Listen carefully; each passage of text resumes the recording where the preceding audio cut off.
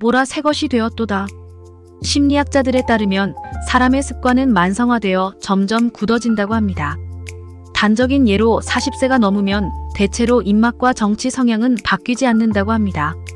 그전까지 경험한 테두리에서 자기 삶을 살아가기에 다른 사람이 보기에는 이상해 보이는 행동과 생각도 스스로는 이게 정상이다라고 생각한다고 합니다.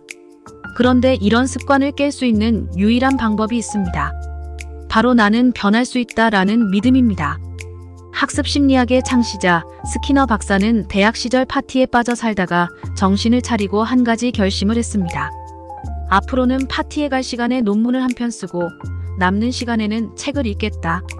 이 결심을 한 지 5년 만에 스키너 박사는 하버드 대학교에서 박사 학위를 땄고 사람은 얼마든지 변할 수 있다는 사실을 깨달았습니다. 심리학의 거장이 된 스키너 박사는 의지만 있다면 사람은 나이 상황에 상관없이 더 나은 방향으로 발전할 수 있다는 사실을 은퇴 후 자기 삶으로 증명했습니다. 예수님은 변화가 불가능하다고 생각되는 사람들을 찾아가 변화시키셨습니다. 38년 된 병자도, 외톨이인 삭개오도, 돌을 맞을 위기에 처한 여인도 예수님을 만나고 모두 변했습니다. 주님 안에서는 모든 것이 새로운 피조물로 변화됩니다. 주님 안에서 더욱 새로워질 자기 모습을 꿈꾸며 주님을 바라보며 따라가십시오. 죄에 매였던 옛사람을 벗어버리고 주님 안에서 새 사람으로 살아가는 삶에 대해 생각해 보겠습니다.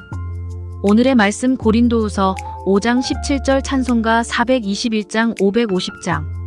그런즉 누구든지 그리스도 안에 있으면 새로운 피조물이라 이전 것은 지나갔더니 보라 새 것이 되었도다.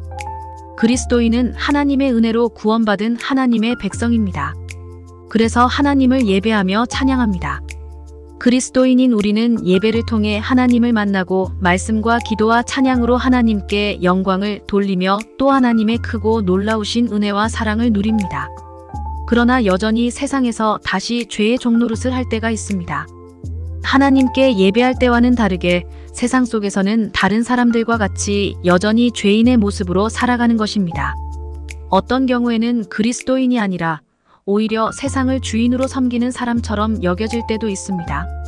삶의 변화가 일어나지 않으면 믿음을 점검해야 합니다.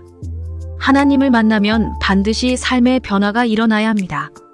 그동안 즐거워하던 모든 방탕과 쾌락을 정리하고 하나님께서 기뻐하시지 않는 모든 악에서 떠나야 합니다.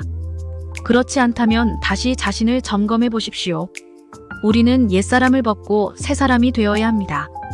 사도 바울은 누구든지 그리스도 안에 있으면 새로운 피조물이라 이전 것은 지나갔으니 보라 새 것이 되었도다라고 선포합니다. 우리의 죄를 가지고 십자가에서 죽으신 주님께 나아가 주님의 은혜로 변화된 삶을 살아야 하는 것입니다. 날마다 우리를 구원하신 하나님을 만나십시오. 그리고 그 은혜를 마음에 새기고 새로운 삶을 살아가십시오. 세상은 여전히 우리를 미혹하겠지만 이런 모든 것들을 멀리하고 오직 하나님께서 원하시고 기뻐하시는 뜻대로 살아가는 그리스도인이 되시길 바랍니다. 오늘의 기도. 주님, 죄에 매였던 옛사람을 벗어버리게 하옵소서. 그리고 하나님께서 기뻐하시는 삶을 사는 새 사람이 되게 하옵소서. 예수님의 이름으로 기도합니다. 아멘.